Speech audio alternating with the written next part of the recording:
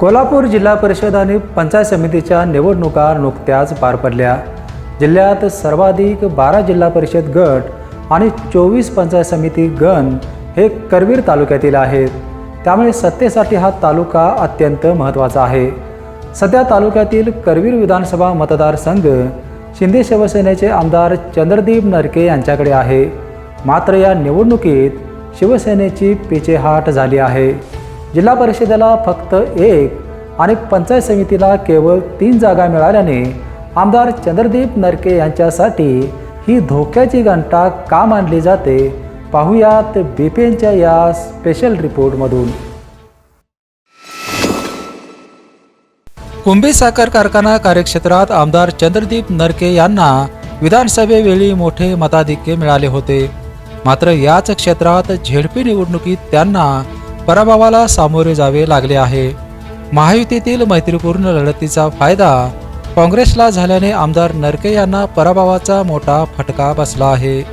शिंगणापूर, वाकरे, सांगरूळ, बहिरेश्वर, सडोली, खालसा हे पंचायत समिती गण आणि शिंगणापूर, पाडळी खुर्द, सांगरूळ हे महत्त्वाचे जिल्हा परिषद गट आमदार नरके यांच्या हातातून निसटले आहेत। या मतदारसंघात काँग्रेसने आमदार PN पाटील यांच्या नंतर चांगलेच कमबॅक केले आहे। गोकुळचे माजी अध्यक्ष विश्वास पाटील, राष्ट्रवादी अजित पवार पक्षाचे मधुकर जांभळे, जिल्हा परिषदेचे माजी बांधकाम सभापती DR पाटील आणि काही गावांमध्ये वंचित बहुजन आघाडीची साथ मिळूनही आमदार नरके यांना जोडण्या लावण्यात अपयश आले आहे। याउलट महापालिकेत मिळालेले यश, आमदार सतेज पाटील यांची वाढलेली लोकप्रियता, आर्थिक चावी असलेली कुंभी बँक आणि तडजोडी फिसकटल्यामुळे भाजप राष्ट्रवादीने उभे केलेले उमेदवार याचा फायदा काँग्रेसला झाला आहे।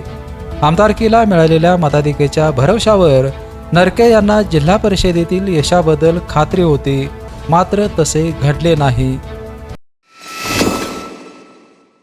जिल्हा परिषदेत महायुतीतील राष्ट्रवादी अजित पवार पक्षाला सर्वाधिक जागा मिळाल्या आहेत। त्यानंतर भाजप आणि शिंदे शिवसेनेचा नंबर लागतो। साहजिकच महत्त्वाच्या खात्यांची चावी आमदार नरके यांच्याकडे असणार नाही।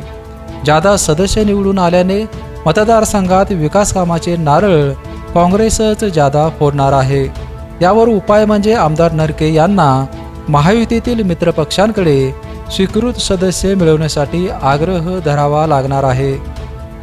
कारखाना परिसरातील गावांमध्ये मतदानात घट झाल्याची कारणे नरके यांना शोधावी लागणार आहेत। जिल्हा परिषदेतील अपयशामुळे चंद्रदीप नरके यांचा पुढील आमदारकीचा प्रवास खडतर होणार आहे। या निवडणुकीत मिळालेल्या मताधिक्याचा फायदा काँग्रेस विधानसभेसाठी नक्कीच घेणार आहे। विधान परिषदेचे गणित जमले नाही तर स्वतः सतेज पाटील करवीरमधून लढतील किंवा एखादा नवा चेहरा आमदारकीसाठी उभा करण्याची काँग्रेसकडून शक्यता आहे।